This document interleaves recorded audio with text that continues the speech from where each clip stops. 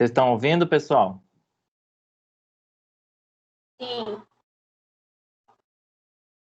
Então, vou compartilhar a aula para vocês aqui, tá? Abriu os slides para vocês? Sim. Sim? Beleza. Então, vamos lá, tá? Hoje, nossa segunda aula, então, sobre normas de biossegurança. Nós vamos ter 2 aulas de normas de biossegurança. Na aula passada, nós falamos sobre introdução da disciplina, né, de fisioterapia em unidade hospitalar, onde a gente abordou um pouquinho sobre definições de hospital, de biossegurança, falamos um pouquinho sobre a humanização e falamos sobre os aspectos legais, né, legislativos referentes à saúde do trabalhador no hospital, que envolve, né, o fisioterapeuta, tá bom? Então, a gente vai continuar hoje falando sobre normas de biossegurança. Então, hoje nós vamos falar um pouquinho sobre alguns exemplos de micro-organismos presentes no hospital, né? Vamos conhecer um pouquinho sobre o nome deles. Claro que, assim, são nomes científicos, são nomes, né, de bactérias, de vírus, tá? Mas a gente precisa se familiarizar com esses nomes, caso a gente queira, né, seguir nessa carreira hospitalar, porque como a gente falou a aula passada, hoje é uma realidade, né, esses cuidados com biossegurança, tá bom? Depois nós vamos falar um pouquinho sobre cuidados, né, gerais com relação à biossegurança, e vamos falar um pouquinho também sobre lavagem das mãos, tá? E na aula que vem, né, nós vamos continuar falando sobre normas de biossegurança também, tá?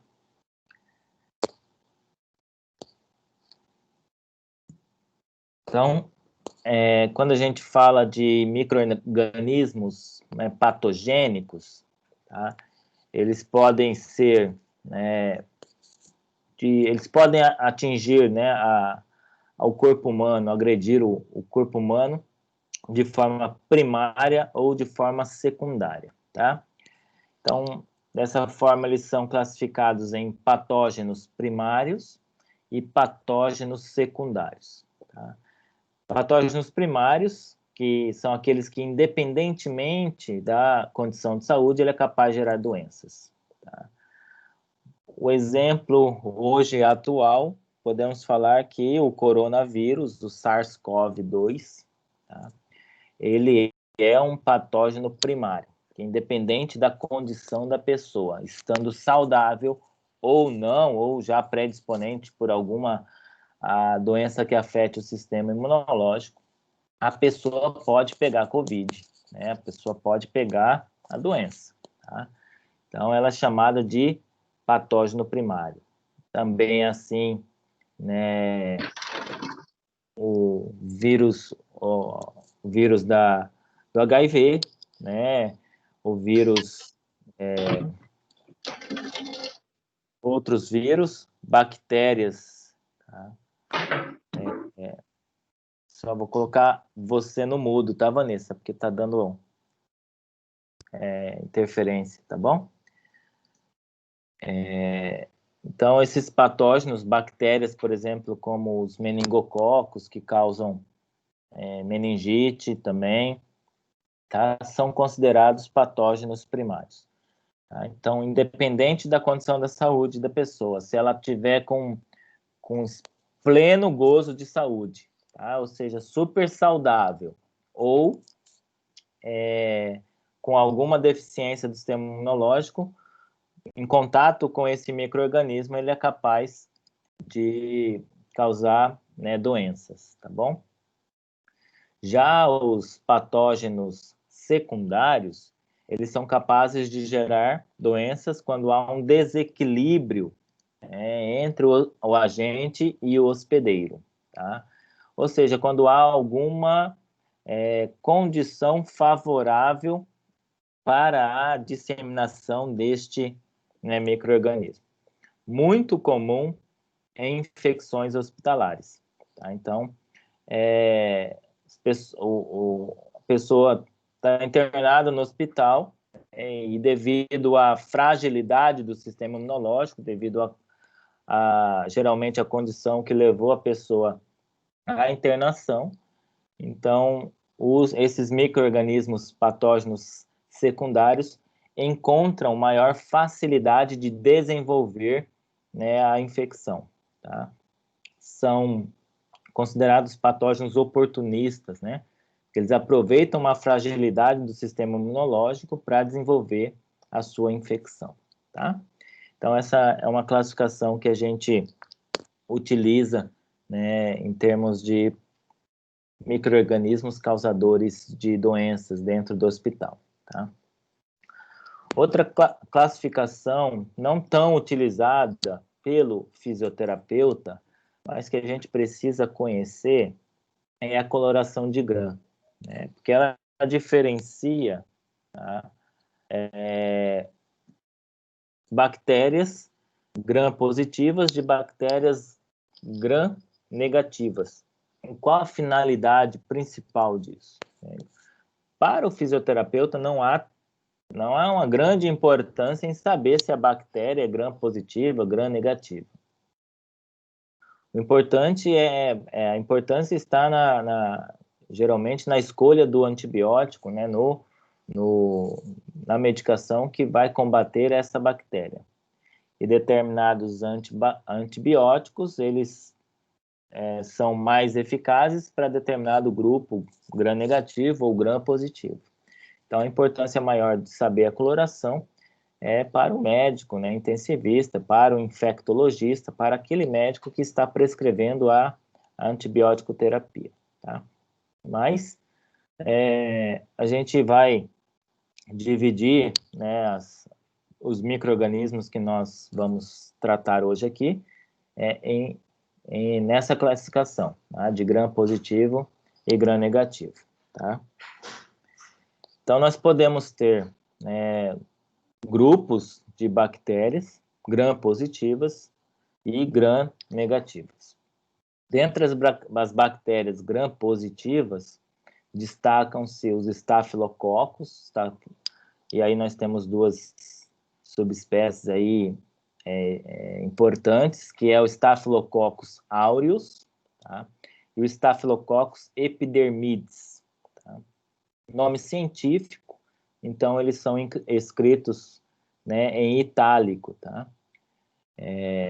Outro grupo são os Streptococcus, tá? Então aí se destacam-se os Streptococcus pneumoniae e o Enterococcus, tá? Nós vamos falar um pouquinho de cada um, tá? Dentre as bactérias gram-negativas, né, nós temos as enterobactérias, né, e aí nós temos a Klebsiella e a Pseudomonas, as mais conhecidas, e a Legionella, outra bactéria conhecida, tá?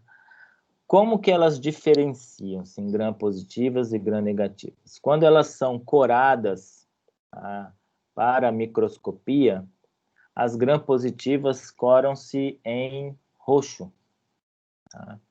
E as gram-negativas coram em rosa. E assim que, né, o microbiologista lá, o patologista consegue diferenciar, né, um grupo de bactérias de positiva para gram negativa, tá?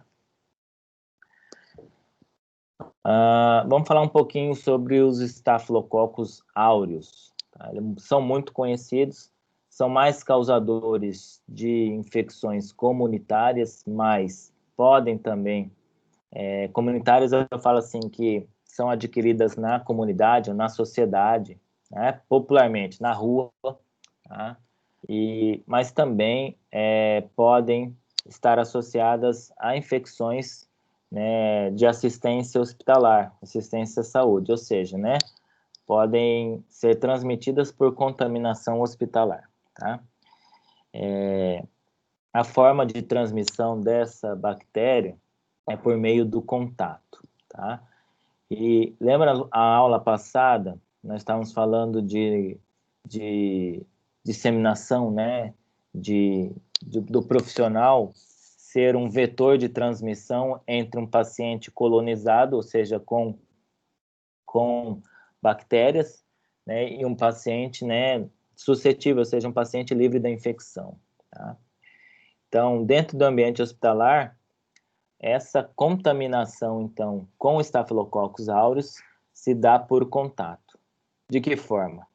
Tá? Como o Staphylococcus aureus é um micro-organismo da comunidade, ou seja, ele está presente, né, na sociedade, se, por exemplo, eu chegar no hospital e não lavar minhas mãos antes de tocar o paciente, eu posso estar levando a contaminação da comunidade, né, para o paciente. E um desses micro-organismos pode ser o Staphylococcus aureus, tá?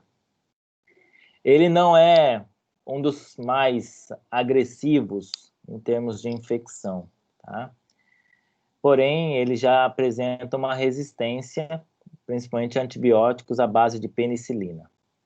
Quando eu digo resistência bacteriana, né, nós vamos estar falando de bactérias que adquirem, né, resistência a determinado antibiótico, ou seja, o antibiótico não mata mais essa bactéria, tá? E isso é muito ruim, por quê? Porque a bactéria, né, sem o remédio, né, a medicação que o destruía, ele fica livre para, né, potencializar a sua infecção, tá? Não é o caso do Staphylococcus aureus, ele é só resistente a medicamentos à base de penicilina, mas sensível, ou seja, né, a outros tipos de antibióticos, né, podem destruir, tá, o Staphylococcus. Tá? Ele é muito mais causador de infecções comunitárias, principalmente pneumonias, também a artrites, né, artrite séptica causada pelo Staphylococcus aureus. Tá? A artrite séptica é uma condição muito mais comum em crianças, né, principalmente a artrite séptica de joelho. Crianças correm na rua, brincam na rua e às vezes caem, né, sofrem um corte no joelho. Isso pode ser uma porta de entrada para micro-organismos, como o Staphylococcus aureus, e ele pode migrar para a articulação, causando artrite séptica. Tá? E é uma condição grave, porque leva a infecção sistêmica, leva a sepse, pode levar a casos mais graves, né, com até risco de vida para a criança. Tá? Só curiosidade mesmo. Outro Staphylococcus é o Staphylococcus epidermidis. Tá? Ele é frequente em unidades de internação oncológica e unidades neonatais. Tá? Podem ser encontradas colônias em 16 horas após a introdução de catéteres e sondas. Ou seja, né, após a colocação de uma sonda, seja para alimentação ou para controle de refluxo gástrico, né, ou catéteres para infusão medicamentosa, podem ser contaminados até 16 horas após a sua introdução, ou seja, se o profissional de saúde, né, atender o paciente, né, sem adequada lavagem das mãos, também pode favorecer essa colonização, essa infecção. Também é resistente a antibióticos à base de penicilina. É recomendado o uso de antibiótico terapia profilática para diminuir a possibilidade, né, de infecção pós-operatória, né? Isso é também um dado mais para curiosidade, tá? Observem, né, por que eles têm o nome Coccus, tá? No nome, né? O sufixo, né, Coccus, né, para bactérias, está relacionado ao seu formato, tá? Então, Coccus lembra de coco, né, um formato arredondado, tá? Então, elas podem se organizar como em cachos de uva, como a gente fala, né, cachos de uva, que é o Staphylococcus aureus e o Staphylococcus epidermidis, ou eles podem formar, né, como correntes, né, como o Streptococcus pneumoniae, tá? Streptococcus pneumoniae, ele normalmente é colonizado no ser humano, nas vias aéreas superiores. O que significa isso? Colonizado. Ele já está presente na flora bacteriana da via aérea superior. Tá? O que é presente na flora? Colonizado, ou seja, ele está presente, mas ele não está causando infecção. Isso nós dizemos ser um paciente ou um indivíduo colonizado. O professor, como trabalha em hospital, então minha via aérea superior ela é bem colonizada, tá? De micro-organismos. Isso não significa, né, que eu tenha infecções, tá? Mas, por exemplo, se eu deixar a minha saliva entrar no meu pulmão, né, essas bactérias colonizadas na via aérea superior podem causar infecção pulmonar, porque elas são da flora da via aérea superior, mas não da via aérea inferior. Tá? Eu dei o professor Michel como exemplo, mas isso é para qualquer indivíduo. Tá? Todos nós temos, né, uma colonização em vias aéreas superiores. Por quê? Todos temos. Porque ela é uma via aérea aberta. Né? As narinas estão abertas, a boca se abre para falar, para comer. Tá? Então, ela é uma via aérea, é uma cavidade colonizada. Então, na vigência, né, de depressão, né, neurológica, né, queda do nível de consciência, a pessoa que nós dizemos broncoaspira essa secreção, né, salivar da via aérea superior, ela vai ter desenvolvimento de infecções pulmonares, tá? Ela está relacionada a quadros de pneumonias da comunidade, geralmente causadas nessas situações em que essas bactérias colonizadas da via aérea superior alcançam a via aérea inferior, e infecção hospitalar em portadores de imunodeficiência, ou seja, pessoas que têm déficit do sistema imunológico, como pacientes com leucemia, como pacientes com HIV, tá? E eu coloquei em negrito aí, tá? Por quê? Está muito relacionada a sua transmissão dentro do ambiente hospitalar a recursos de assistência respiratória que estejam contaminados. Tá? Que recursos de assistência respiratória? Por exemplo, um ambu, uma máscara, né, para fazer ventilação não invasiva, tá? Algum outro recurso da fisioterapia respiratória, como um incentivador, no caso do uso. Então, por isso é importante a esterilização, né, desses equipamentos. Né? Nós vamos falar, né, acho que nessa aula, na próxima, sobre definição de que é esterilização, limpeza ou desinfecção. Tá? Então, o Streptococcus pneumoniae pode causar infecções pulmonares em pacientes, caso eles estejam com imunodeficiência ou utilizem algum equipamento, algum recurso de assistência respiratória que esteja contaminado, tá? Outros cocos, né, são os enterococos, tá?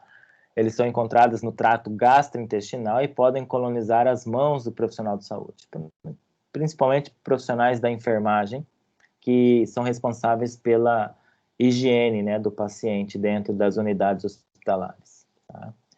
Então, eles têm contatos, né, com as fezes, né, que são provenientes do trato gastrointestinal inferior, e se eles não lavarem adequadamente as mãos após, por exemplo, fazer um cuidado de higiene com o paciente, transmitir para outro, tá?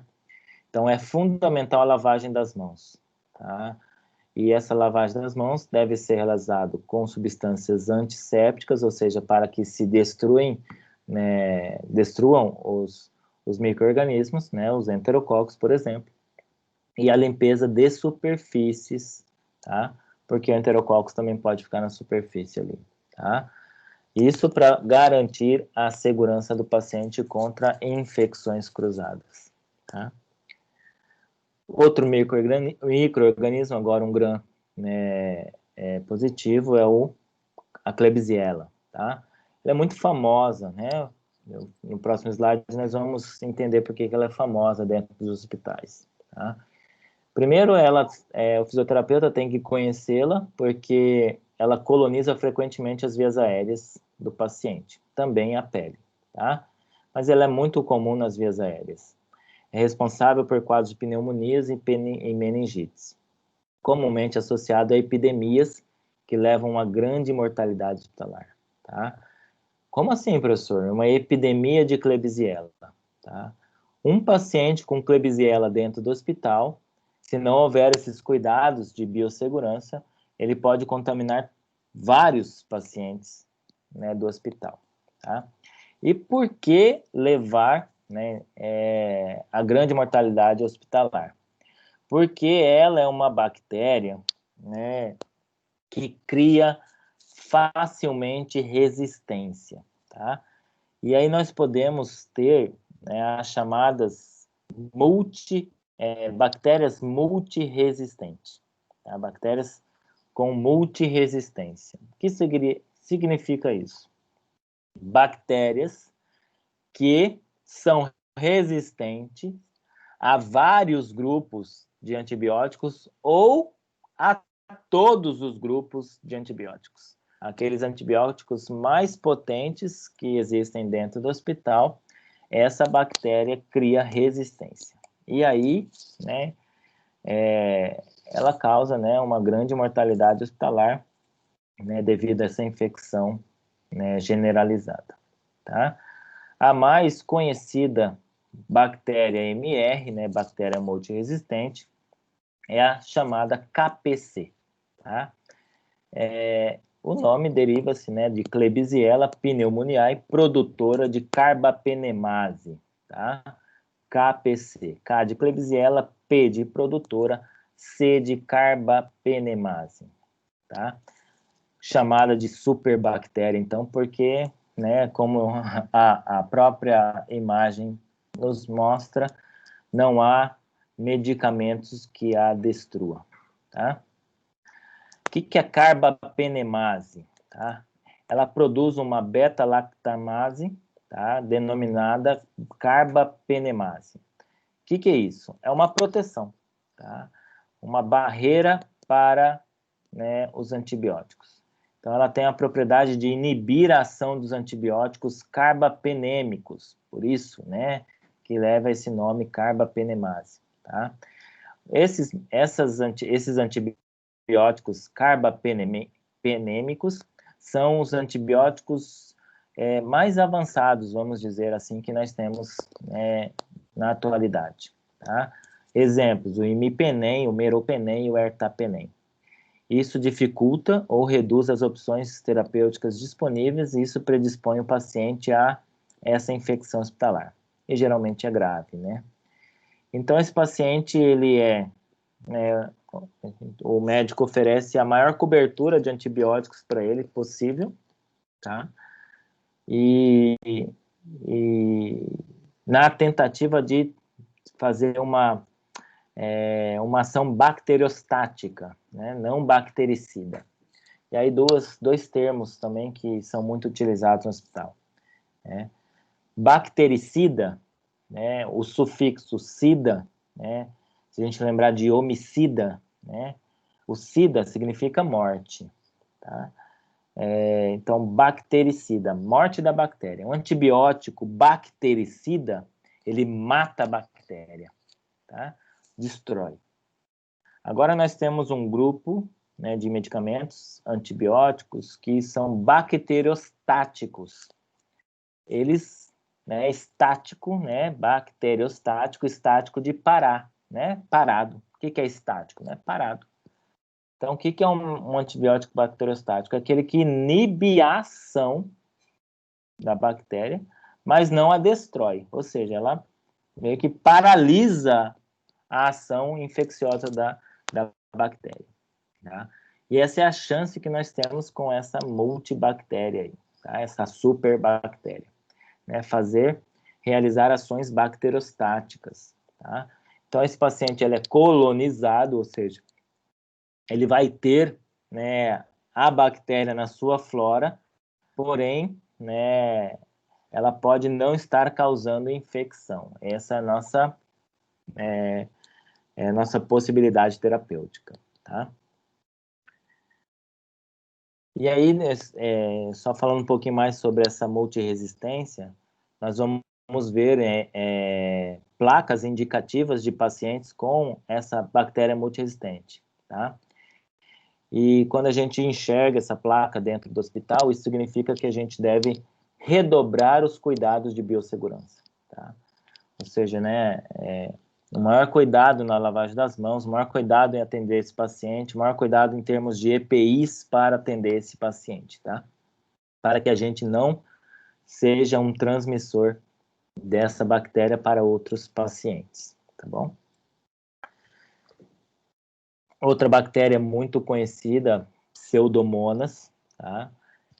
Também possui uma alta resistência a antibióticos, ela também pode se tornar uma Pseudomonas MR, uma Pseudomonas multiresistente, e ela é muito conhecida por nós fisioterapeutas, né, respiratórios, né, de UTI também, porque elas são encontradas em equipamentos hospitalares, como ventiladores, cânulas de traqueostomia, também pias, sendo as mãos dos profissionais o mecanismo mais comum para a transmissão, tá? Por exemplo, se a gente manipula um ventilador mecânico colonizado pela Pseudomonas, não lava as mãos após a manipulação desse ventilador e vai atender outro paciente, a gente vai transmitir essa Pseudomonas para outro paciente, tá?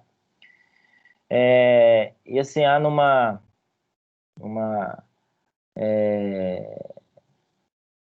ambiente hospitalar, né, uma linguagem, até uma forma de comunicação para que a gente suspeite, né, da infecção por Pseudomonas, pelo odor forte que a sua infecção causa. E como ela é comum do trato respiratório, o odor que ela causa nas secreções pulmonares do paciente, tá? Então, quando a gente está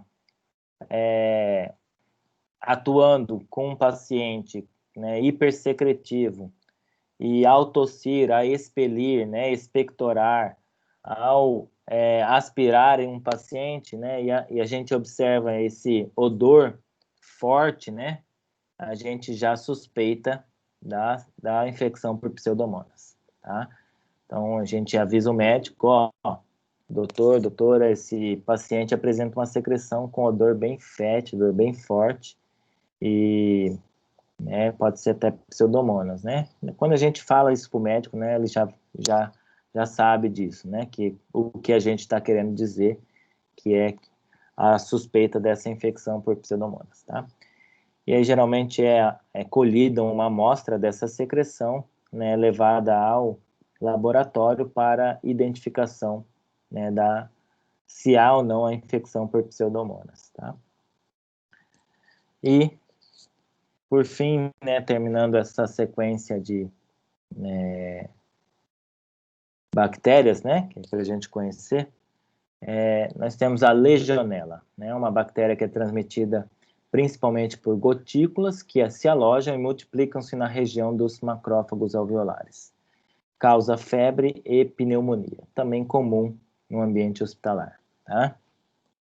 Observe o formato, né, dessa bactéria, né? Ela é mais alongadinha, né? Então nós chamamos, né, como Pseudomonas, né? Ela é mais alongadinha. Então nós chamamos elas de bacilos, tá? Elas têm um formato mais, né, alongado. Os cocos, né, como a gente viu, tem um formato mais arredondadinho, tá ok? E aí nós podemos ter dentro do hospital, né, 3 grupos de infecções, né, que nós podemos, né, classificar. Nós temos as infecções respiratórias, nós temos as infecções pós-operatórias, naqueles pacientes pós-cirúrgicos, e infecções nos imunossuprimidos, aqueles que têm alguma doença causadora de imunodeficiência, como o HIV, tá? Quanto às infecções respiratórias, a principal delas é a pneumonia, PNM, a abreviação de pneumonia, associada à assistência de saúde, tá? O que é uma infecção associada à assistência de saúde? Aquela que é relacionada à assistência dos profissionais de saúde. Ou seja, se eu atender o meu paciente sem lavar as mãos e ele pega infecção, isso é uma infecção associada a cuidado de saúde, à assistência de saúde, tá? Elas se iniciam, né, 48 horas após a internação, já podem iniciar seus quadros de infecções. Tem uma mortalidade de 50%, altíssima, tá? O que é 50%? Né? A cada 2 morre 1, a cada 10 morre 5, a cada 20 morre 10, a cada 50 morre 25, a cada 100 morrem 50, a cada 1.000 morrem 500. Isso é 50%. Por isso que é uma mortalidade alta, tá? São mais causadas por bactérias gram-positivas, tá? Que a gente viu, tá? E causadoras de febre, secreção purulenta, né? O que é purulenta, né? Aquela secreção amarelada, espessa, tá? Grossa, viscosa, tá? Então, nós chamamos isso de purulenta. Lembra de purulenta de pus, tá? Todo mundo já deve ter visto pus, né? Todo mundo foi criança, machucou, todo mundo foi adolescente, já se machucou, né? E aquela infecção, aquela lesão, aquela ferida pode ter produzido, né, secreção amarelada, tá? E nós chamamos isso de secreção purulenta. Causa desconforto respiratório, por isso da importância de conhecermos esses tipos de infecções, porque esses pacientes vão necessitar de assistência respiratória, né, do fisioterapeuta, e são causadoras de leucocitose, né, um termo que utilizamos para descrever o aumento do número de leucócitos no hemograma. Tá? Então, nós vamos aprender a interpretar o hemograma e vamos voltar a falar sobre esse termo. Tá? Mas leucocitose significa o aumento dos leucócitos, né, no hemograma. Tá? É o que caracteriza uma infecção. Nós temos infecções pós-operatórias. São decorrentes de anestesia geral, do procedimento de intubação e também, né, devido à cirurgia cardíaca, tá? Anestesia geral gera o quê?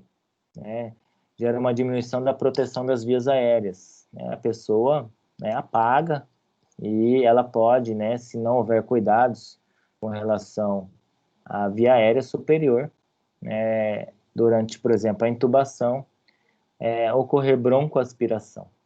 E aí, como eu disse para vocês, a broncoaspiração pode carrear, né, secreções da via aérea superior para a via aérea inferior, e essa secreção da via aérea superior, ela é contaminada, tá? Ela pode ocorrer também em pacientes pós-cirurgia cardíaca, devido ao uso de circulação extracorpórea, né, devido ao uso de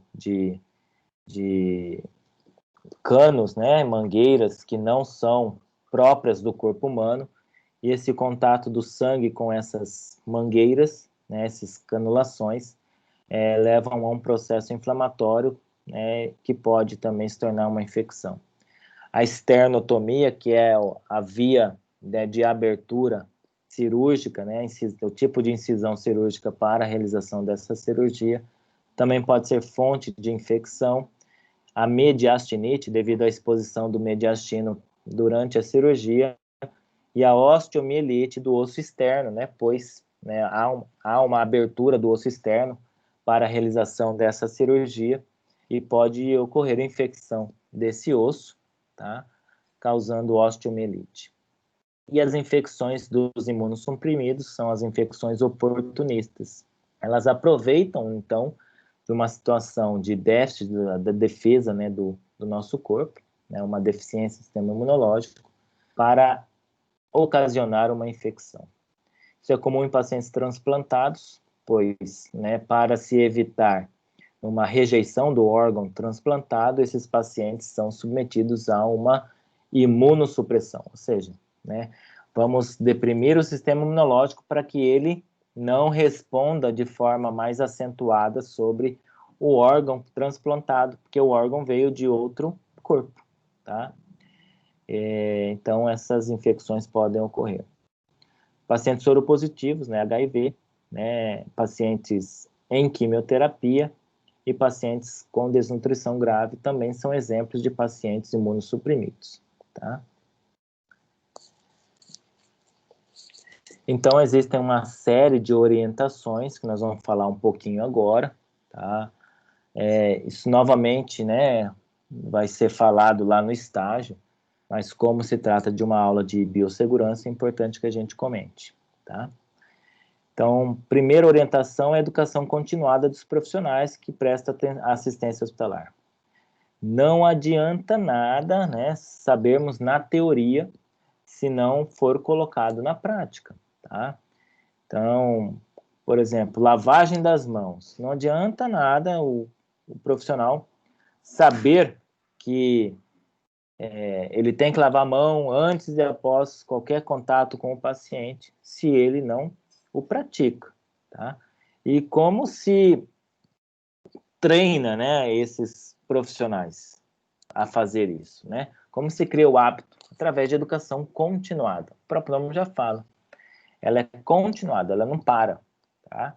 Então, a educação, né, a todo tempo, né, da necessidade, através de oficinas, né, ensinando a lavar a mão, através de banners, através de cartazes, tá? Através da orientação dos chefes de equipe, tá? A todo momento, né? É como se um fosse fiscal do outro, né? Porque além de proteger o paciente, também protege os profissionais de saúde, tá? Então, essa educação é continuada, tá? Higienização das mãos antes e após o atendimento, tá? Já vamos falar um pouquinho sobre lavagem das mãos, a gente já tem falado sobre isso, para que a gente não possa ser o causador da transmissão de uma infecção de um paciente colonizado para um não colonizado. Utilizar corretamente os equipamentos de proteção individual, tá? Os EPIs, limpeza, desinfecção, esterilização de equipamentos, principalmente de assistência respiratória, descartar líquidos condensados nos circuitos dos ventiladores, tá? Vou falar um pouquinho no próximo slide o que é isso, tá? Trocar filtros, circuitos, tá? E conforme a recomendação do fabricante, ou seja, né, os filtros, né, eu vou mostrar para vocês, são utilizados para garantir a umidificação da via aérea do paciente quando ele estiver em ventilação mecânica. Então, se esse filtro ele está sujo, tá, ele precisa ser trocado. O circuito também, se estiver sujo, ele precisa ser trocado, tá? E há recomendação dos fabricantes de quanto em quanto tempo esses filtros devem ser trocados. Troca diária do curativo da traqueostomia. O que é traqueostomia? Né? É uma cirurgia feita na traqueia para a introdução de uma cânula de traqueostomia para que o paciente possa respirar, né, pela traqueostomia, né, substituindo o tubo orotraqueal, tá? Isso é feito para proteção das vias aéreas do paciente, em pacientes que estão em longos períodos em uso de tubo orotraqueal, né? Ou seja, quando eles estão recebendo a ventilação mecânica por tubo, tá? Estimular a deambulação precoce. Então, isso aqui é para o fisioterapeuta, tá? Quando a gente estimula a deambulação precoce, a gente acelera a alta hospitalar. Se a gente acelera a alta hospitalar, menos chance de ele pegar infecção, tá? Então, a fisioterapia tem uma contribuição enorme aí, né, para a prevenção de infecções hospitalares. Manter a cabeceira do leito elevada, tá, para evitar a broncoaspiração, ou seja, para que o paciente não tenha o risco, né, dessa secreção de via aérea superior entrar nos pulmões. Então, a cabeceira deve estar sempre elevada, tá? E essa elevação deve ser em torno de 45 a 60 graus, tá? Mas pelo menos acima de 30, tá? Mas o ideal é que seja em torno de 45 graus de elevação da cabeceira, tá? Utilização de água estéril para nebulização e troca a cada 24 horas. Caso, né, o paciente use nebulização, aerosol terapia, por exemplo, que seja trocada a água, né, a cada 24 horas e que essa água utilizada seja estéril, não é água, né, de torneira, tá? Uma água, né, totalmente estéril. Limpeza e trocas dos circuitos de aspiração a cada 12 horas, tá? Porque são equipamentos, né, instrumentos, né, que recebem secreção a todo momento e, se não trocados, podem haver colonizações, né, nesses circuitos, e a reutilização, então, desse equipamento colonizado vai favorecer a contaminação do paciente, tá? Esse slide mostra para vocês o que é o condensado no circuito, tá? O condensado no circuito, a condensação. O que é a condensação? A gente aprendeu o que é condensação lá no ensino fundamental, né? Quando a gente estudou formas, né, físicas da água, tá? Aula básica, né, de formas físicas, né? Sólida, líquida e gasosa. O que é a condensação? É a passagem da fase gasosa para a fase líquida, tá? Então, o ar, né, o gás, né, então, que circula no sistema, né, no circuito, ele pode condensar, formar líquido, tá? E esse líquido, ele pode estar colonizado, tá? Então, se nós deixarmos esse condensado aqui, esse condensado, ele pode, né, por alguma manipulação do circuito, ir para dentro do pulmão do paciente, visto que é um circuito, né, respiratório, tá? Que introduzido e conectado, né, conectado à via aérea do paciente, artificial. Então, isso pode causar, né, contaminação do paciente, tá? Outro cuidado com relação aos filtros que eu falei para vocês, né? Essas peças em verde são os filtros. Eles são utilizados para garantir a adequada umidificação do paciente quando ele estiver entubado em ventilação mecânica. Por quê, professor? Porque o filtro, ele funciona como um nariz artificial nesse caso, tá? Porque para nós, quando respiramos, esse ar é umidificado, aquecido, antes de chegar na traqueia. E quem faz isso são as vias aéreas superiores, nariz, nasofaringe, tá? Como o paciente é intubado, ou seja, ele já recebe o ar dentro dos pulmões, não há ação das narinas, né? Então, esse ar chega aos pulmões na sua forma, né, gelada e seca, tá? Que é o oxigênio, né, gelado e seco. O ar comprimido também. Então, a presença dos filtros garante a umidificação, tá? Só que também ocorre condensação, ou seja, né, acúmulo de líquido, né, no circuito, tá?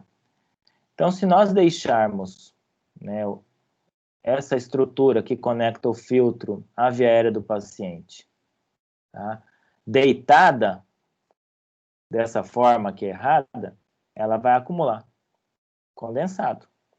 E esse condensado pode retornar ao paciente, tá? Por isso que ele deve ficar em pé. Por quê? Porque em pé, primeiro, porque em pé não acumula. E se não acumula, não coloniza.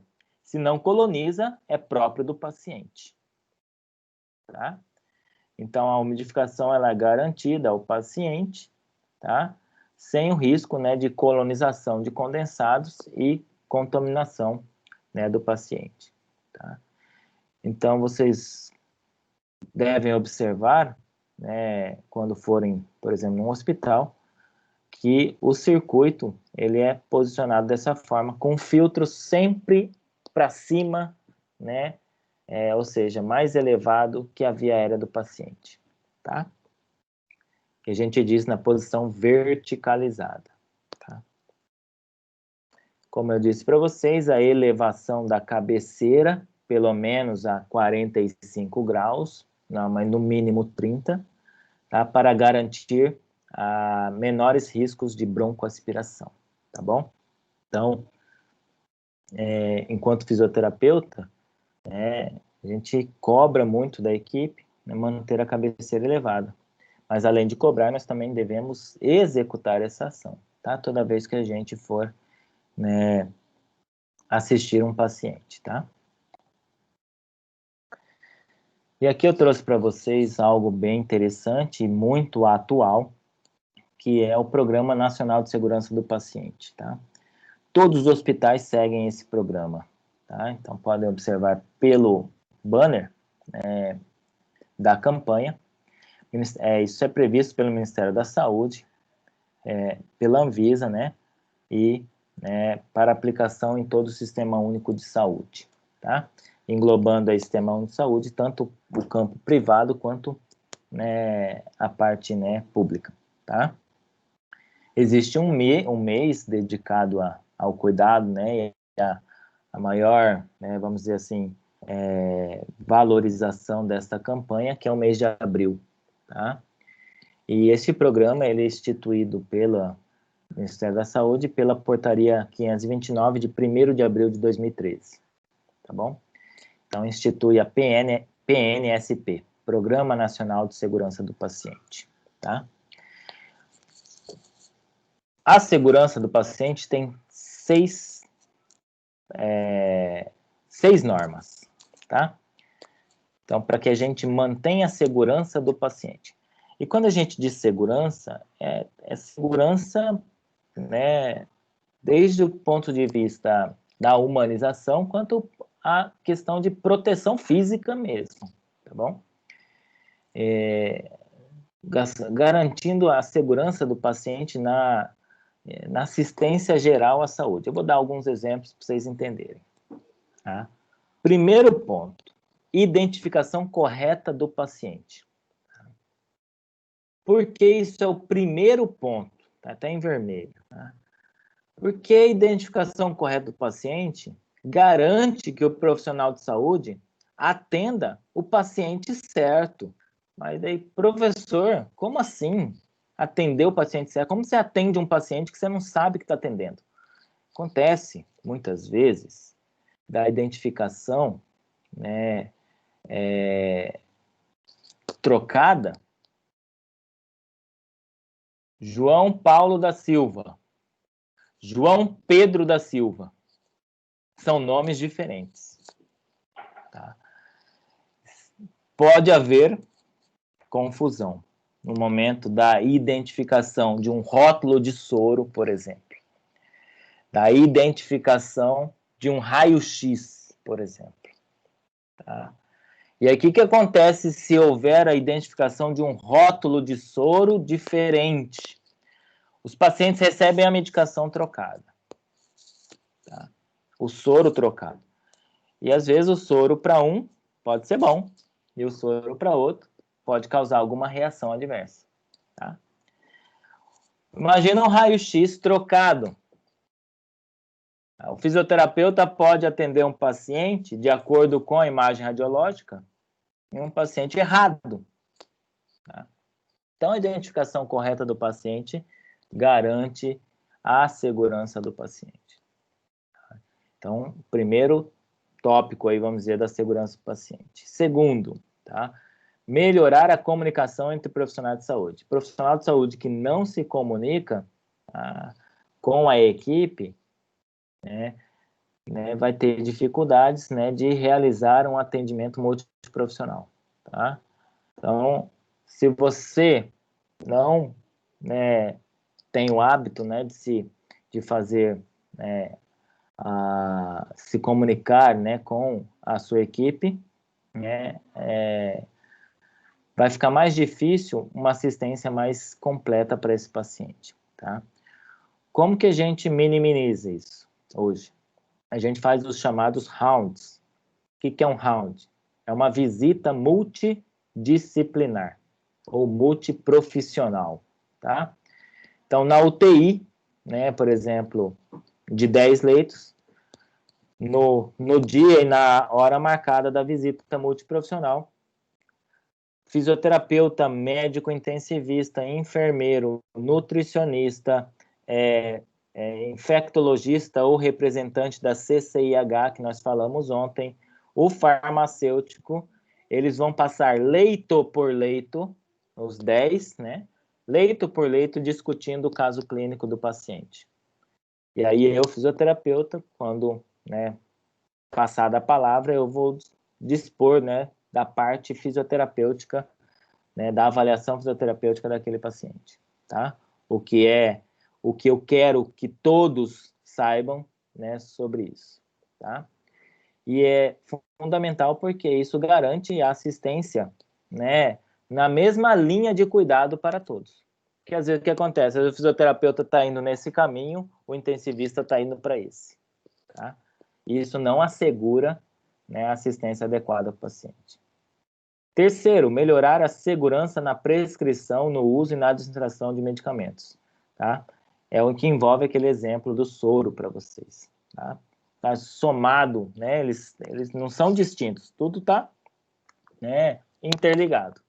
Então, isso também está interligado à identificação correta do paciente, tá? Assegurar cirurgia em local de intervenção, procedimento e paciente corretos, tá? Ou seja, se tiver que fazer cirurgia, tem que ser no local correto, tá? Porque, né, não pode ser feita uma cirurgia em um local contaminado, tá? O procedimento e o paciente correto, ou seja, né, evitar que um paciente, por exemplo, mal identificado, seja operado no lugar de outro, que era para receber cirurgia, tá? 5. Higienizar as mãos para evitar infecções. Tá? Ou seja, a higienização das mãos ela é fundamental. Tá? 6. Reduzir o risco de quedas e úlceras por pressão. Evitar que pacientes sofram quedas e evitar que pacientes, né, sofram por lesões, né, por úlceras, né, lesões por pressão. Tá? Isso também faz parte da segurança do paciente. Esse cartaz você vai identificar, visualizar em várias unidades hospitalares, né, quando, né, vocês tiverem a oportunidade, né, de visitar essas unidades. Então, uma das práticas seguras, então, que garante a segurança do paciente na unidade hospitalar é a lavagem ou higienização das mãos, tá? Então, ela deve ser realizada antes e após o contato com pacientes, antes e depois da realização de procedimentos assépticos, ou seja, né, se um procedimento ele deve ser livre de qualquer contaminação, eu tenho que lavar a mão antes e depois desse procedimento, tá? Após o contato com materiais biológicos, ou seja, se eu tive contato com, por exemplo, um ambu, ou seja, uma bolsa de ressuscitação manual, e a bolsa tem contato com a secreção pulmonar, então eu tenho que lavar a mão após esse contato. E após as tarefas pessoais, tá? Isso é de praxe, né? Você vai, né, ao banheiro, né? Fazer um ou dois, né? O número 1 ou o número 2, tem que lavar as mãos, tá? Também é importante que após a lavagem das mãos, o profissional realize a asepsia com álcool gel, tá? Hoje, mais do que nunca, né? O álcool gel, tá? Ele pode, né, inativar o coronavírus, então por isso que ele é muito utilizado, tá? Então, além de lavar as mãos, a gente passa álcool gel, tá? Vamos falar um pouquinho agora de como lavar as mãos, tá? Então, vou falar desde a primeira ação até a última, né, para a lavagem das mãos, tá? Primeiro, a lavagem das mãos ela deve durar em torno de 40 a 60 segundos, tá? Então, nada de lavar a mão, né, rapidinho, tá? Esse rapidinho não é certo, tá? Porque o rapidinho não garante que você friccionou todas as superfícies da sua mão. Mas, professores, se for uma urgência, dê preferência ao álcool gel, a higienização com álcool gel. Por quê? Aí você pode fazer uma higienização com álcool gel por 20 segundos, tá? Que vai garantir a limpeza da sua mão. Mas qual o problema, então, de só usar álcool gel? Quem só usa álcool gel, fica só passando álcool gel sem lavar as mãos, sua mão vai ficando grudenta. Vai ficando pegajosa de tanto álcool gel, tá? E aí chega uma hora que você quer lavar a mão com água e sabão, né? Porque esse álcool gel já está muito presente na sua mão, tá? Então, chega uma hora que você fala, não aguento mais álcool gel, eu vou lavar as mãos. Se for água e sabão, pelo menos 40 segundos. Se for álcool gel, uma fricção aí em todas as superfícies, como a gente vai ver agora, né, garante a limpeza, tá bom? Então, primeiro passo, abrir a torneira e molhar as mãos, evitando encostar na pia. Por isso que as melhores pias são aquelas mais largas, né? Pia de centro cirúrgico, por exemplo, onde se deve lavar a mão muito bem lavada, né? Porque vai fazer um procedimento cirúrgico, elas são enormes, as pias. Então, quanto maior a pia, melhor, tá? Então, ela deve garantir aí que você possa, né, entrar em contato com a água sem encostar na pia. Por quê? A pia é contaminada. Não adianta nada você lavar a mão e esbarrar na pia depois. Contaminou, vai ter que lavar a mão de novo, tá? Segundo, né, aplicar na palma da mão uma quantidade suficiente de sabão líquido para cobrir todas as superfícies das mãos, tá? Então, geralmente, o fabricante, né, fala a quantidade, tá? Mas, geralmente, o fabricante vai falar uma quantidade que vai, né, ser, às vezes, muita, né? Porque ele quer vender sabão, né? Mas utilize, né, uma quantidade que você, ao friccionar todas as superfícies que nós vamos descrever agora, né, não falte sabão, tá? Então, não tenha dó de sabão, não, tá? Porque ele tem que cobrir todas as superfícies. Tá? Não adianta nada 40 segundos sem sabão também, tá, gente? Passei água e friccionei, né? Você só espalhou água. A água não garante a inativação dos micro-organismos, tá? 3. Ensaboar as palmas da mão. Então, primeira superfície, palmas das mãos, friccionando entre si, fazendo exatamente esse movimento, tá? Então, nós estamos limpando a palma da mão, tá? Depois, esfregar a palma da mão direita, ó, mão direita, contra o dorso da mão esquerda, entrelaçando os dedos, tá? Então, eu tô lavando o quê? Tô lavando o dorso da mão e já friccionando, limpando entre os dedos. E aí, vice-versa. Eu pego a mão esquerda e, né, esfrego o dorso da mão direita e entrelaçando os dedos. Tá? Palma da mão, dorso da mão, entre os dedos. Quinto, entrelaçar os dedos e friccionar os espaços interdigitais. Agora eu vou lavar a parte interdigital agora né, da parte de dentro da mão, da palma da mão. Tá? Sexto, esfregar o dorso dos dedos. Tá? Ó, fazer assim, tá? Ó, para lavar essa parte da mão, tá? O dorso dos dedos, tá? Então, esfregar o dorso dos dedos de uma mão contra a palma da mão oposta, segurando os dedos com movimentos de vai e vem e vice-versa. Então, vai e vem, tá?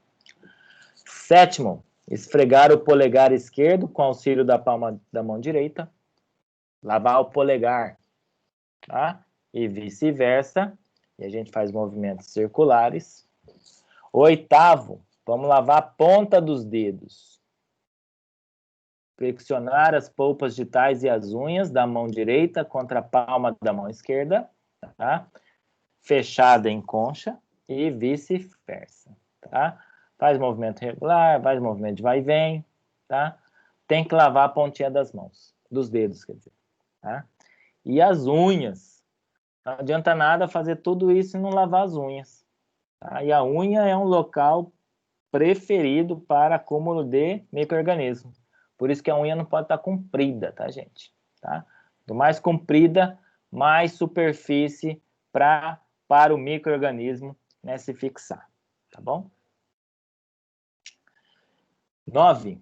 Esfregar o punho esquerdo, né, com auxílio da palma da mão direita, utilizando movimentos circulares e vice-versa, tá? Termina com a lavagem dos punhos, tá? Enxaguar as mãos, retirando os resíduos de sabão no sentido dos dedos para os punhos, ou seja, do que você quer deixar mais limpo, né, que são o quê? Os dedos, que você vai pegar as coisas, né? Então, a água tem que escorrer dos dedos para os punhos, tá? Evitar contato direto das mãos com a torneira. Nessa imagem está usando o cotovelo, tá? O ideal é aquelas torneiras de acionamento automático, tá? Porque aí você não tem nenhum contato com a torneira. Ou aquelas torneiras que às vezes são acionadas, né, pelo pé. Você pisa no botão, o botão fica no chão e a água sai na torneira. Por último, secar as mãos com papel toalha descartável, iniciando pelas mãos, seguindo pelos punhos, desprezar o papel toalha na lixeira para resíduos comuns. Tá? Nós vamos falar de descarte de resíduos. Tá? Então, o papel toalha é um resíduo comum, deve ser descartado na lixeira para resíduos comuns. Tá? Aí o professor tem uma dúvida, professor. Professor, eu tenho uma torneira que não é automática, eu tenho uma torneira que não é igual dessa imagem acionada, né, e temporizada, né, torneiras temporizadas, que o acionamento ele dura algum tempo e depois para automaticamente. A torneira é de abre e fecha mesmo, professor. Então, eu abro a torneira e encosto nela. Como que eu vou fechar a saída da água sem encostar nela? Tá? Então, você vai usar o papel toalha para fechar a torneira depois de tudo. Porque você não vai ter contato direto com a torneira. Tá? Então, durante a lavagem das mãos, você vai deixar a torneira lá, né, escorrendo água. E depois você fecha, tá? Usando o papel toalha. Tá bom? É assim que lava as mãos, tá, gente? Aí você pode perguntar, professor, tá? Duvido alguém fazer tudo isso toda hora, antes e após o atendimento, antes e após ir no banheiro, tá? Né? É o ideal, gente, tá? É o ideal, tá? Eu perdi minhas digitais lavando mão com a Covid. Então, hoje, no registro de ponto, eu não consigo registrar o ponto com a minha digital. Aí eu tive que fazer um documento lá e tive que justificar e comprovar que eu estou sem digital.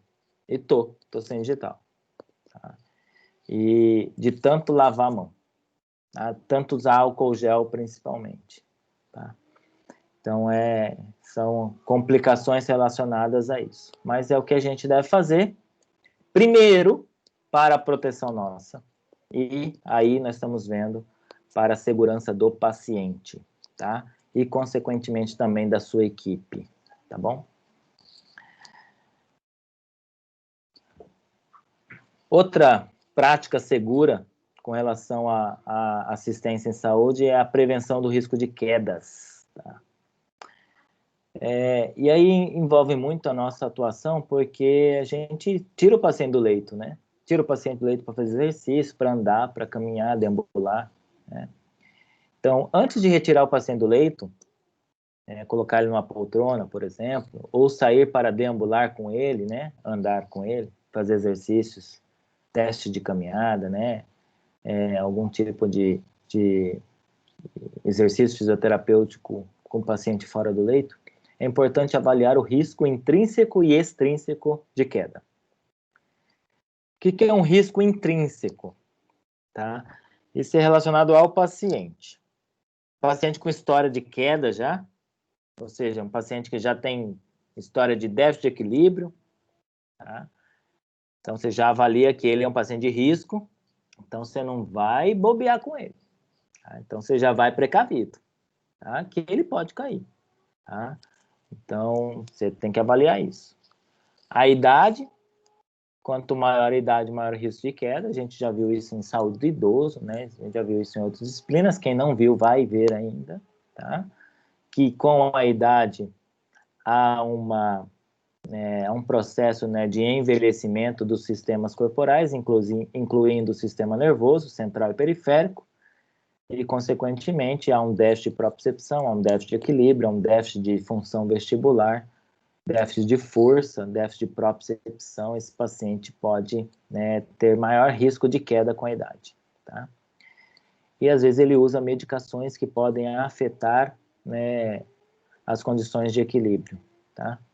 Então, também é importante a gente estar conferindo a prescrição do paciente para ver se ele usa alguma medicação que possa interferir, né, no equilíbrio dele, no nível de consciência, tá? Isso pode favorecer o risco de quedas. E riscos intrínsecos são riscos relacionados ao ambiente, tá? Por exemplo, piso escorregadio, tá? Roupas, né, que o paciente possa utilizar aqui, roupas que limitem o movimento, tá?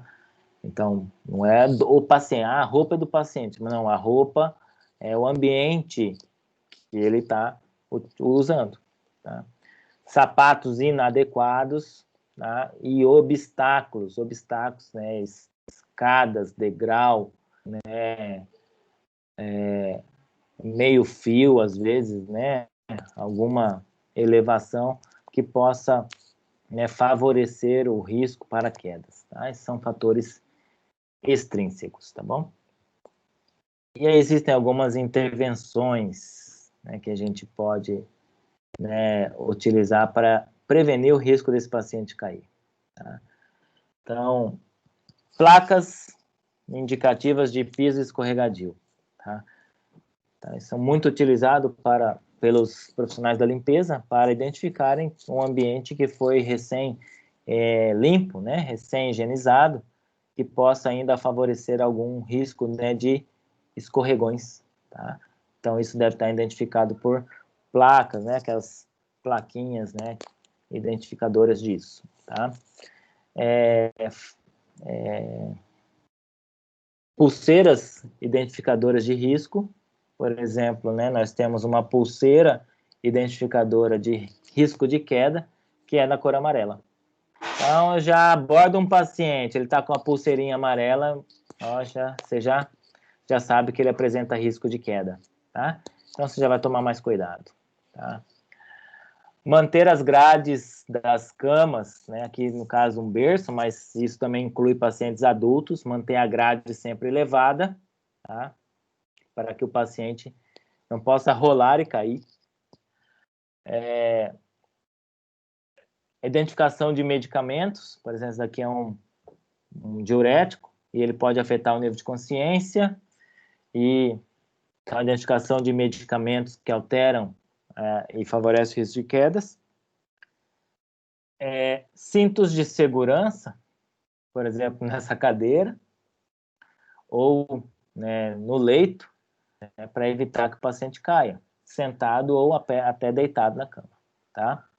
Então, isso aqui é uma cinta que evita o paciente que vire de lado, ele caia do leito, tá? Isso daqui são cintos de proteção para fixar o paciente na poltrona. Isso diminui o risco de quedas, tá? Isso é muito importante, gente, porque os pacientes, principalmente aqueles que ficam em unidades hospitalares por longo período de internação, principalmente a UTI, e nós vimos na aula passada que é um ambiente solitário, pode desenvolver depressão, pode desenvolver um estado chamado delírio, e o paciente pode, né, ter alterações de nível de consciência, ficar confuso, desorientado, E aí ele quer sair do leito e às vezes ele não tem a condição física para isso e ele cai, tá? Então, essa segurança do paciente não é à toa, né, que o número 6, nós vimos lá, está referindo a isso, né, ao risco de quedas. Então, aí, ó, a identificação do paciente e a identificação dos riscos são fundamentais para a sua segurança. Então, aqui nós temos, né, uma plaquinha identificadora de risco, né, para que se coloque um X, né, no risco que o paciente apresenta. Risco de alergia, se ele tiver alguma alergia a algum medicamento, tá? E aí é descrito e fica bem descrita a alergia. Por exemplo, se ele tem alergia de pirona, isso deve ser deixado bem descrito, né, em termos visuais para a equipe, né, paciente alérgico à dipirona, né, para que todo mundo enxergue que ele é alérgico à dipirona e ninguém administra dipirona para ele, tá? Risco de broncoaspiração, para que todos mantenham a cabeceira elevada. Risco de queda, para que se haja o cuidado com esse paciente com risco de queda. Nós vimos as intervenções aí. E risco de úlcera por pressão, o PP, né? Pacientes, geralmente esse risco é gerenciado pela enfermagem, né? Para que o paciente, né, tenha suas mudanças de posição rotineiramente realizadas, tá? Então, outra prática segura é essa prevenção, então, de úlceras por pressão, tá? Então, ela é gerenciada pela equipe de enfermagem, que observa, né, a integridade da pele. E aí nós temos as categorias de lesões por pressão, tá? Lesões no grau 1, onde tem apenas hiperemias, e essas hiperemias, elas não somem, né? Ou seja, com a pressão, se eu vou lá aperto ela, ela não desaparece, tá? Então, é uma hiperemia. E as úlceras por pressão, elas ocorrem principalmente em locais de maior contato, né, com as proeminências ósseas, com a superfície, né? Principalmente, né, região sacral, região dos trocânteres do fêmur, região escapular, região de calcâneo, região de protuberância occipital externa, né, aqui, né, do occipital, né, regiões onde há proeminências ósseas, cotovelo, tá, região de ombro, né, acrômio, são regiões onde há proeminências ósseas em contato prolongado e compressão prolongada da pele, né, nessas proeminências ósseas, né, a incidência dessas lesões, tá? Grau 2 já há abertura da pele, né, ou seja, já há uma, né, porta de entrada, ou seja, já há uma solução de continuidade aí da pele, tá? Na categoria 3, já há uma lesão, né, das camadas subcutâneas, tá? E a categoria 4 é uma lesão profunda, né, atingindo a camada muscular e até a camada óssea, tá? Ou seja, são lesões gravíssimas, né, e bastante profundas e extensas, tá? Por isso, né, e essas lesões vão favorecer o quê? Infecções, tá? Então, por isso que faz parte da segurança do paciente, né, o cuidado e a prevenção dessas úlceras por pressão. Que intervenções são feitas, né? Então, como eu disse para vocês, a enfermagem faz uma avaliação diária da integridade da pele, né? Um cuidado com a manutenção dos lençóis bem alinhados, bem esticados, porque aqueles lençóis dobrados podem também favorecer a fricção da pele. A proteção das proeminências ósseas, né? E aí nós vemos uma imagem mostrando, né, dispositivos de espuma, né, para proteção de calcânio, né, proteção das proeminências ósseas, tá? Por exemplo, ao se mudar de decúbito, um paciente, né, mudar de posição, também a proteção de proeminências ósseas em contato, né, também com o corpo, tá? Por exemplo, colocação de um travesseiro entre as pernas, evitando o contato de um joelho com o joelho, tá? também pode favorecer a incidência de lesão nessa região. O que a gente vê muito são os relógios, né, de mudança de posição, tá? Então, ajuda bastante e mostra, né, que posição o paciente deve estar, né, a cada hora do dia, tá? Então, meio-dia ou meia-noite, esse paciente tem que estar em decúbito lateral esquerdo, 2 horas, né, da manhã, né, ou da tarde, né, em decúbito lateral direito, né, porque recomenda-se que a mudança de posição seja realizada de 2 em 2 horas, tá? Né, decúbito, né, aqui está ventral, mas na verdade é dorsal, né, de barriga para cima, né, tá um erro nessa imagem, tá? Aí, na sequência, né, a repetição das posições, tá? E, terminando, vamos falar um pouquinho sobre os tipos de equipamentos de proteção individual, tá? Eles são estabelecidos pela NR32, que nós vimos na aula passada um pouquinho dela. Devem ser utilizados para minimizar o risco de acidente e de doença devido ao contato com agente biológico. Nunca se falou tanto de EPI quanto agora, né, devido à COVID, tá? Então, o uso de EPIs é obrigatório e recomendado, então, para a prevenção do contágio da doença, tá? Então, é obrigatório o uso do EPI pelo trabalhador. Que tipo de EPIs nós temos? Nós temos o gorro, né, nós devemos usar, tá? Descartável. O óculos de proteção individual, tá? A máscara, que essa é uma máscara cirúrgica simples, tá? Mas que ela é usada para determinado tipo de precaução, que nós vamos ver na aula que vem, tá?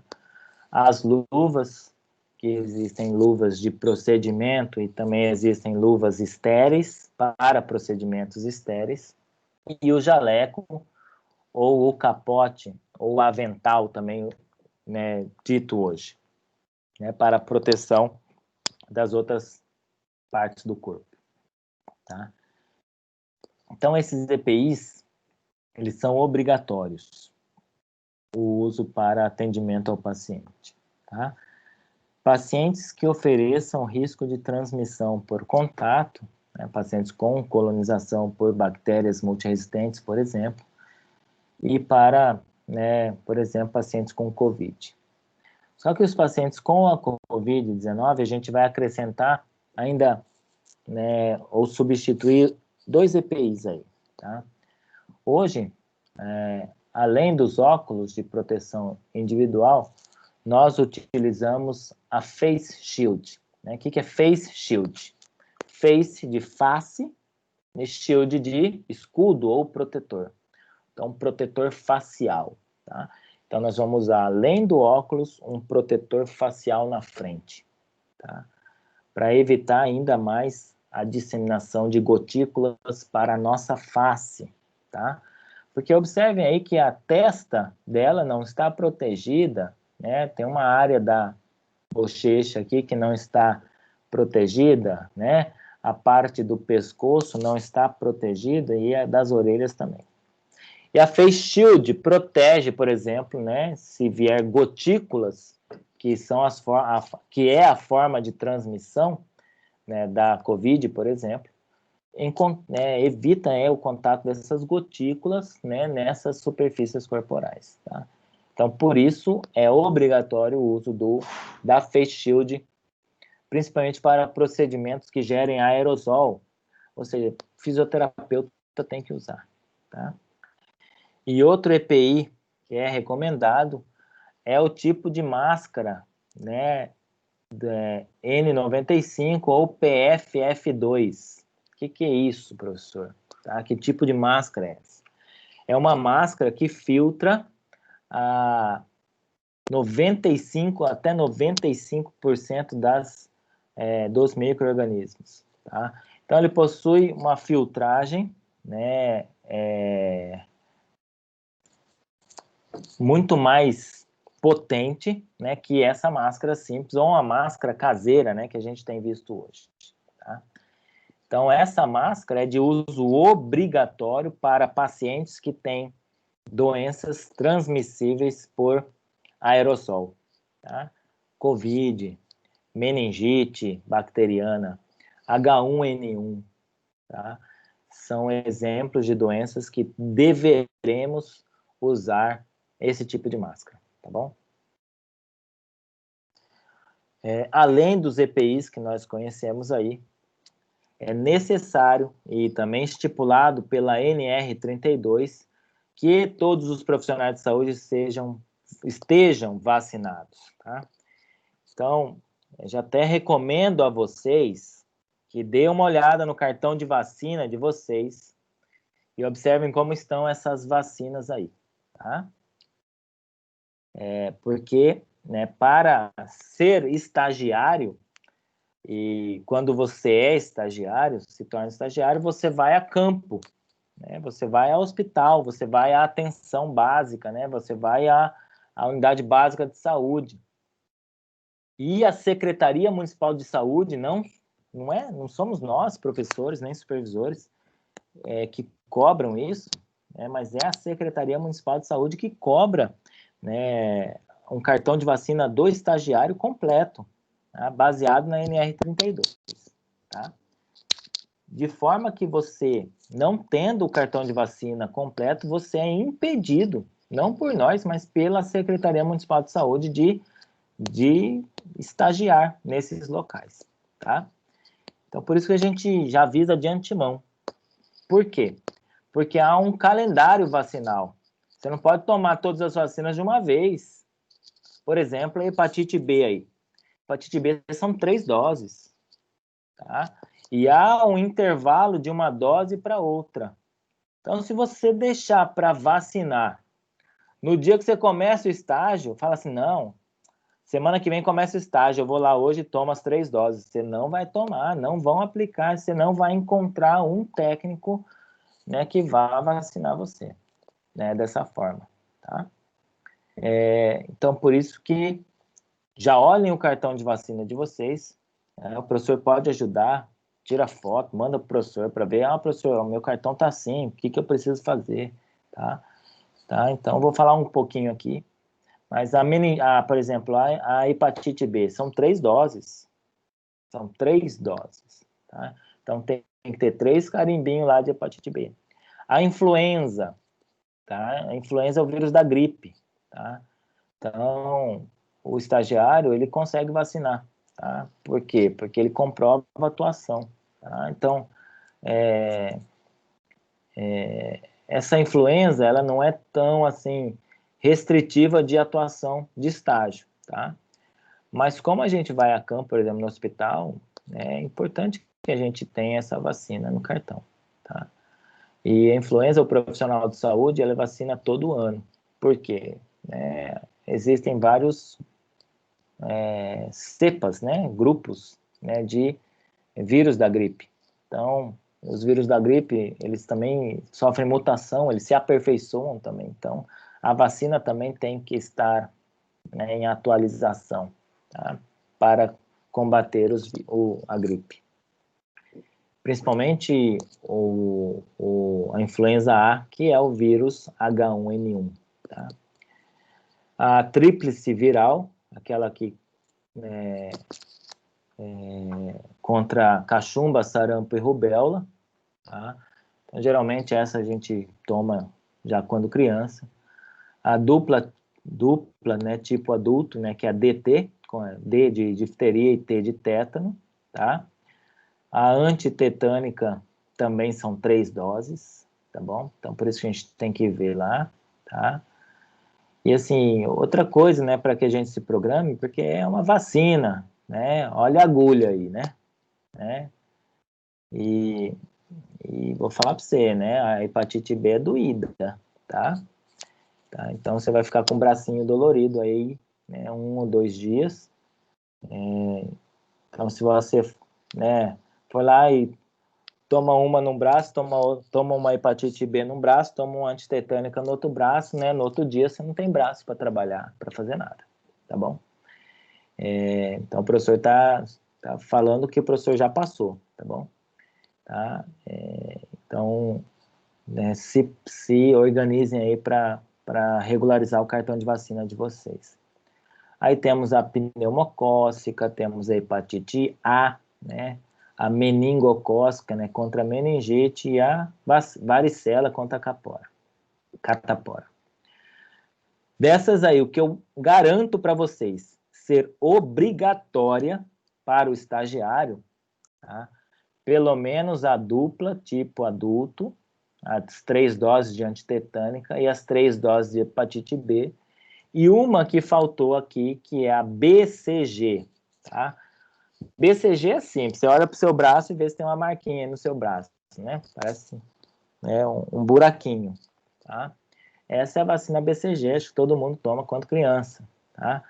Não precisa de uma segunda dose, tá? Se você vacinou uma vez, tá suficiente, tá bom? Mas tem que ter a vacina BCG também, tá ok? E por hoje é só, pessoal, tá? Por hoje paramos por aqui. Alguma dúvida, pessoal? Professor, e aquela atividade que o senhor passou na aula passada, que a gente não entende? Então, Vitor, eu vou esperar ainda, tá? Vão fazendo, tá? Eu passei outra da atividade de hoje, tá? E daí quando a gente tiver todo mundo no portal, né? Todo mundo com acesso ao AVA, aí eu cobro para vocês entregarem, tá?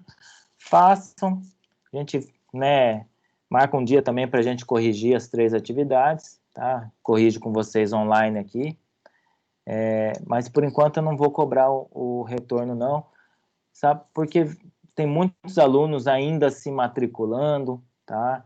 Então, para a gente fazer algo bem concreto e bem já resolvido, né? Vamos esperar mais um tempinho aí, tá bom? Enquanto isso, vamos fazendo. Eu acrescentei também mais uma atividade, tá na unidade 2, não, na seção 2 da unidade 1, né? Na pós-aula, que é sobre a aula de hoje, Normas de Biossegurança 1, tá? Bem simples também, atividade, tá? Só para a gente dividir em 2 quadros quais são as bactérias gram-negativas e positivas que a gente conheceu hoje, tá? E para vocês numerarem a sequência, né, da lavagem das mãos, tá? Para a gente pegar essa sequência e a gente garantir uma boa lavagem das mãos, tá? E aí, novamente, façam e depois a gente vai, né, corrigir essa atividade. Tá ok? Mais alguma dúvida, pessoal?